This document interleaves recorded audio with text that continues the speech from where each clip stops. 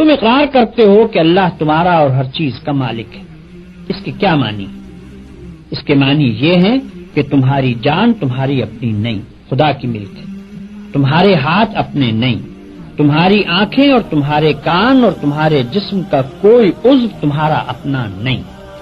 یہ زمینیں جن کو تم جوتتے ہو، یہ جانور جن سے تم خدمت لیتے ہو، یہ مال اسباب جن سے تم فائدہ اٹھاتے ہو، ان میں سے بھی کوئی چیز تمہاری نہیں. ہر چیز خدا کی ملک ہے اور خدا کی طرف سے عطیے کے طور پر تمہیں ملی.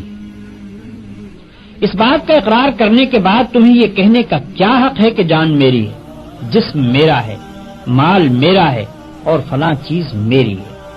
دوسرے کو مالک کہنا اور پھر اس کی چیز کو اپنی قرار دینا بالکل ایک لغو بات ہے.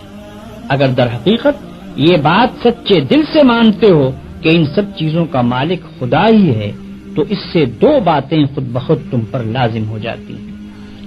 ایک یہ کہ جب مالک خدا ہے اور اس نے اپنی ملکیت امانت کے طور پر تمہارے حوالے کی ہے تو جس طرح مالک کہتا ہے اسی طرح ان چیزوں سے کام لینا چاہیے. اس کی مرضی کے خلاف ان سے کام لیتے ہو تو دھوکہ بازی کرتے ہو. تم اپنے ان ہاتھوں اور پاؤں کو بھی اس کی پسند کے خلاف ہلانے کا حق نہیں رکھتے. تم ان آنکھوں سے بھی اس کی مرضی کے خلاف دیکھنے کا کام نہیں لے سکتے.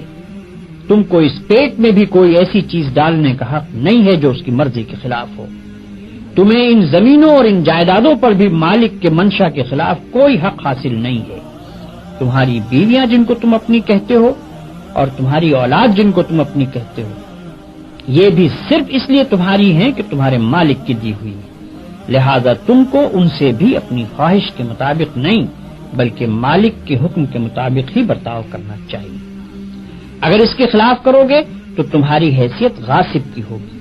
جس طرح دوسرے کی زمین پر قبضہ کرنے والے کو تم کہتے ہو کہ وہ بے ایمان ہے، اسی طرح اگر خدا کی دی ہوئی چیزوں کو تم اپنا سمجھ کر اپنی مرضی کے مطابق استعمال کرو گے یا خدا کے سوا کسی اور کی مرضی کے مطابق ان سے کام لوگے تو وہی بے ایمانی کا الزام تم پر بھی آئے گا.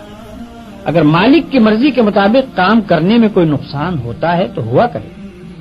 جان جاتی ہے تو جائے، ہاتھ پاؤں ٹوٹتے ہیں تو ٹوٹیں، اولاد کا نقصان ہوتا ہے تو ہو، مال و جائیداد برباد ہو تو ہوا کرے.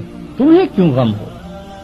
جس کی چیز ہے وہی اگر نقصان پسند کرتا ہو تو اس کو حق ہے